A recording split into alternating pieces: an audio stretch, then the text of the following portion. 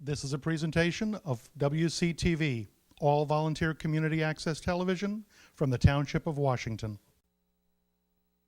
For WCTV to have Mike Teel here, former, I guess, from Oakland, played in the junior and senior program, went to Don Bosco, and I think helped to get Don Bosco where it is today.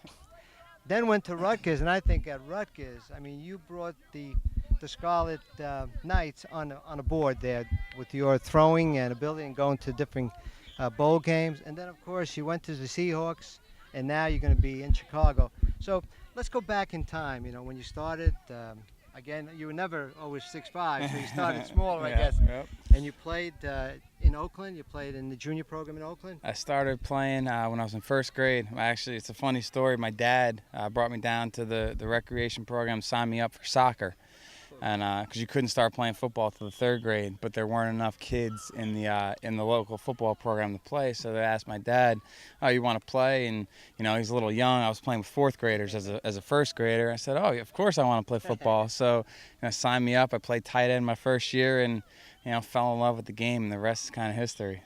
And then let's say you played the junior and senior, and then of course you had to make a choice of school, right? And obviously, like every young man who gets up there, you want to go to the best school to get a great education and to advance your skills. How did you decide on Don Bosco? Really, there were a couple reasons why I chose Don Bosco.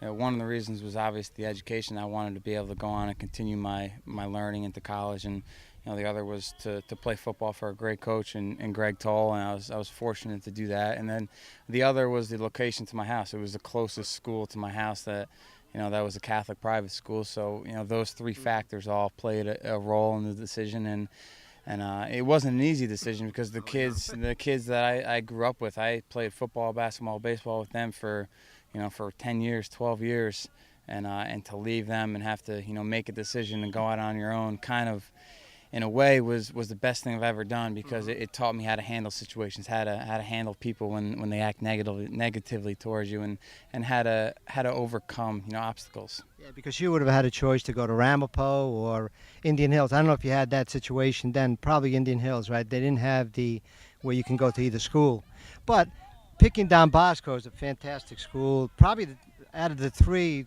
the best academic-wise. Without a doubt. You have them, Bergen, and St. Joe's. But those are three schools, and they all play great football. So you had a great coaching staff. And, of course, you worked on the Nunzio as the offensive coordinator, who now took one step. How's that, hey? It's tough, isn't it? It's when you get older, you realize everything's a business. Everything is about doing what's best for yourself. And if I were in Nunzio's position, I would have done the same thing. And I called him and told him, I said, "Nunzio, Bergen Catholic? Come on, Bergen, anywhere else." But no, I was completely joking with him. It's about what's best for yourself and your family, and that's what he did. And you can't blame him one bit for that. I know he wanted to be a head coach, and he missed the biggest thing he's missing, believe it or not, is his wrestling team. He felt that the wrestling team was going to be the best of all of them. So now you're in Don Bosco. You had a great success playing there. You were drafted, not drafted, you decided to go to Rutgers.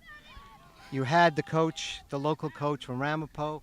What made that decision for you to go to Rutgers? Coach Ciano, really, when it comes down to it. When I went there, it wasn't as cool as it is now to go to Rutgers, to be a part of Rutgers. They were 1-11 my junior year in high school, the year I committed to play football for them. They won one game out of 12 games, and so it wasn't the cool place to go. It wasn't the cool thing to do. But Coach Ciano came down and sat in my house, and again, the first thing he said, "You come to Rutgers, you will leave with a degree from the Rutgers University, one of the best in the country." He said, "Second off, you will play for championships in major college football," which I did. I went to 4 bowl games, won 3 in a row as a starting quarterback. And really, I was fortunate because I got there at a perfect time. It was kind of a perfect storm. My sophomore year, first year starting, we go 11-2, kind of blow up in the national spotlight and kind of never look back from there. So. Everybody said, "Who is this Mike Teel? Where did he come from?" Don Bosco, eh? Yep. But great success. And then, of course, you finished college. You got the education at Rutgers. You can't lose that.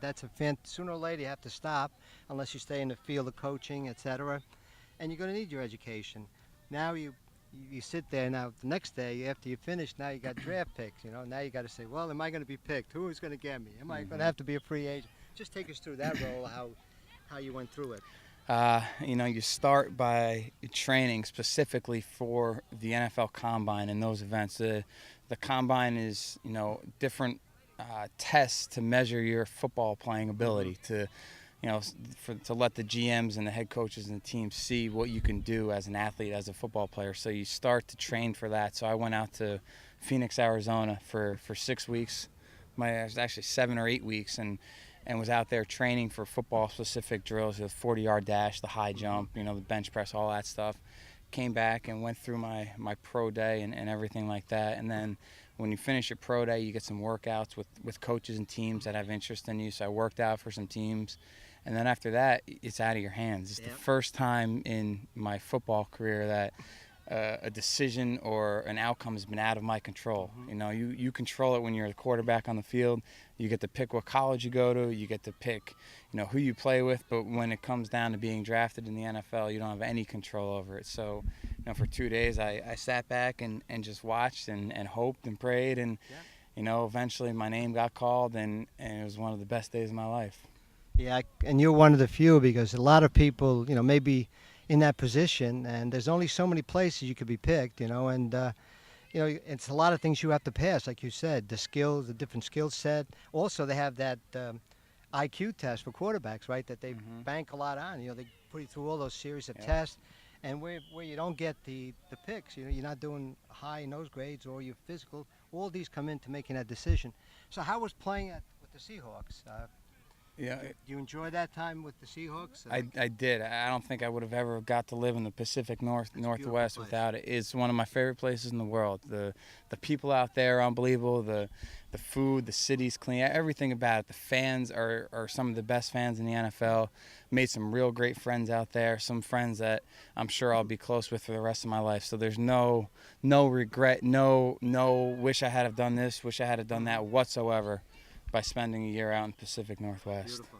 So now you'll be going to the Bears, and I really think you're going to make it. You're going to take one of those spots and have a successful, that's a great town. Chicago's phenomenal. But for the kids that you see, what can you give them, as far as aspiration? What should they do? A lot of them were from 3rd grade to 8th grade. Is there anything that will make them a better player from this point forward that Mike Teel can give them? It starts by being out here. These guys are out here getting coached by some very good coaches, the guys that have been around, who have seen good players, who have done things. Really, don't let anyone tell you you can't.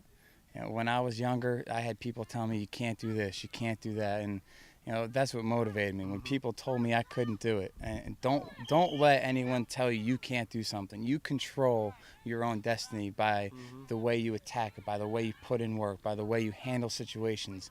And if you do all the right things, you'll give yourself a chance. And sometimes if it's not meant to be, it's not meant to be. But if you put your all into it and you work as hard as you can, you give yourself a heck of a lot better chance. And if you don't make it after you do all of that, then you said, I tried. Or you have people even in college, well, I don't think I'm big enough to play football. Try. If you get cut, well, I tried.